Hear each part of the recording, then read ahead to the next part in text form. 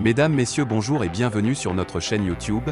Ici nous vous donnons la clé, alors si vous êtes nouveau, abonnez-vous et cliquez sur la cloche de notification pour ne plus rien manquer. Cela fait, on peut commencer. Résolution du Conseil de sécurité. L'ONU livre le Mali à l'OTAN. Après l'Iran, l'Afghanistan, la Syrie et la Libye, le Mali est depuis le 29 juin la nouvelle cible des puissances criminelles. Le feu vert a été donné lors du renouvellement du mandat de la mission multidimensionnelle intégrée des Nations Unies pour la stabilisation au Mali, MINUSMA, à New York. La résolution ainsi votée par les 13 membres du Conseil de sécurité autorise l'OTAN à intervenir militairement au Mali. Elle se fera au nom de supposées violations des droits de l'homme.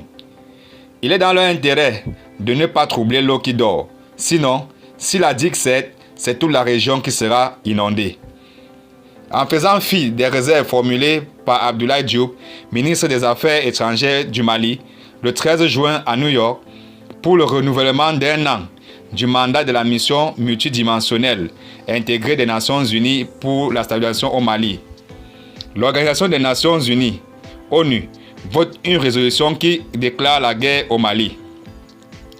Comme en Iran, en Afghanistan, en Syrie et en Libye, la guerre par procuration de l'ONU sera menée par l'Organisation du traité de l'Atlantique Nord, OTAN.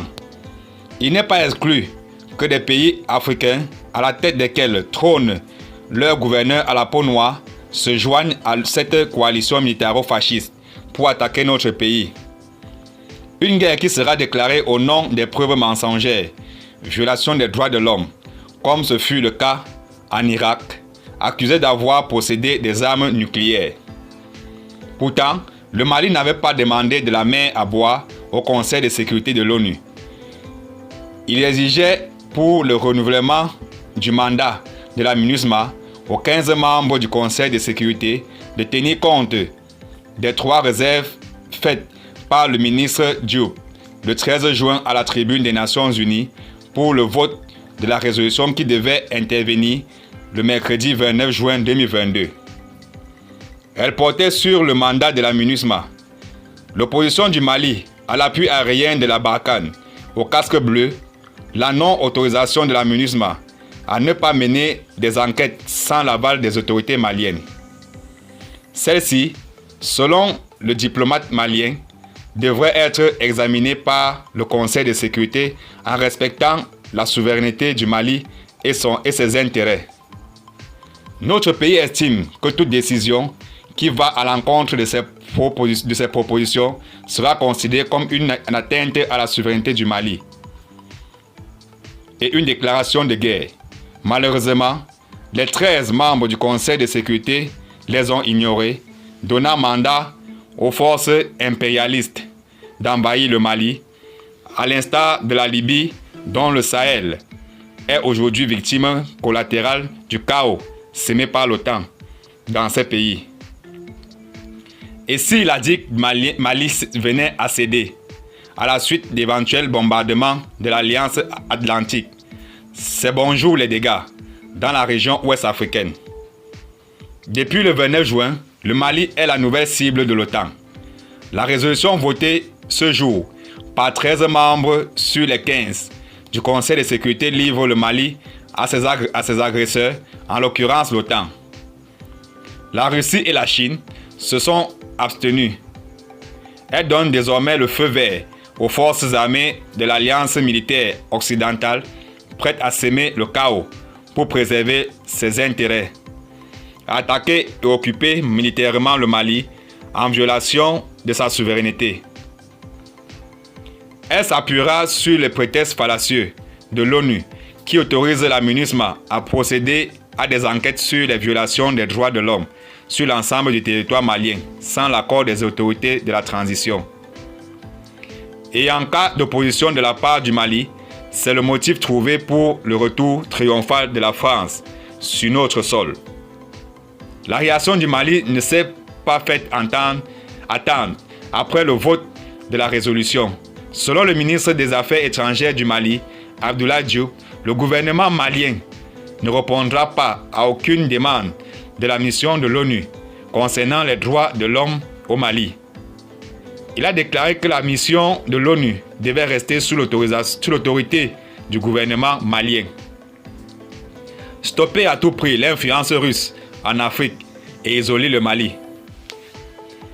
Malgré cette mise en garde de l'État souverain du Mali, les membres de l'OTAN, réunis à Madrid le 30 juin, le lendemain du vote de la résolution, se sont rangés du côté de l'ONU. Ils se disent inquiets de l'influence grandissante de la Russie sur le flanc sud, notamment dans la zone du Sahel.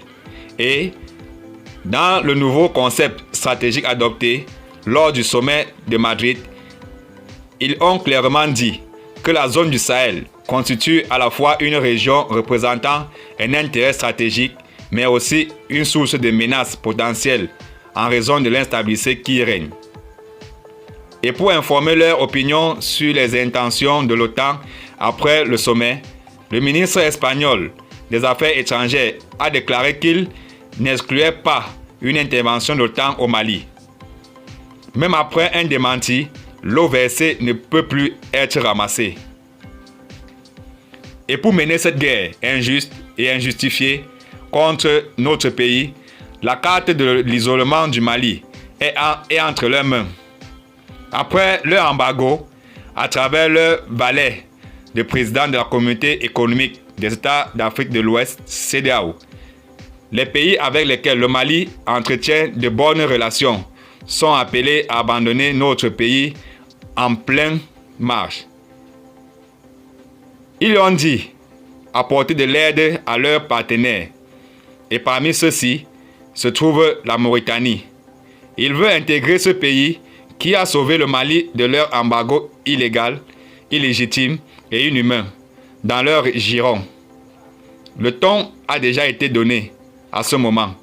Le secrétaire général de l'OTAN a annoncé un plan de secours, un plan de soutien à la Mauritanie pour aider le pays à sécuriser ses frontières et à lutter contre la migration irrégulière et le terrorisme. Il y a un mois, une mission de l'OTAN était au Maroc. Ils ont signé et conclu des accords militaires pointés sur l'Algérie, un autre partenaire du Mali. Il n'y a plus de doute, le Mali et l'Algérie sont dans le viseur de l'OTAN. Décidés à appliquer la force militaire dans ces deux pays pour stopper l'influence russe en Afrique. La volonté hégémonique de l'OTAN est liée à la nouvelle carte géopolitique et géostratégique qu'elle a élaborée à la fin de l'URSS en 1991 pour satisfaire ses besoins stratégiques en matière de ressources naturelles dans les pays dits pauvres. Elle s'est toujours réalisée dans le sang des populations pauvres en utilisant des preuves mensongères pour justifier leur guerre en faisant plus de 14 500 morts en Libye, 165 000 morts en Afghanistan, 220 000 morts en Serbie, 224 000 morts en Syrie et 1 200 000 morts en Irak.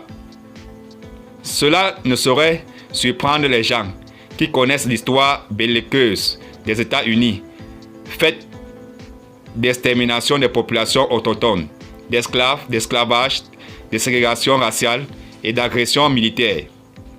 C'est maintenant que la vraie guerre va bientôt commencer au Mali. Merci de nous avoir suivis et surtout abonnez-vous pour plus d'informations.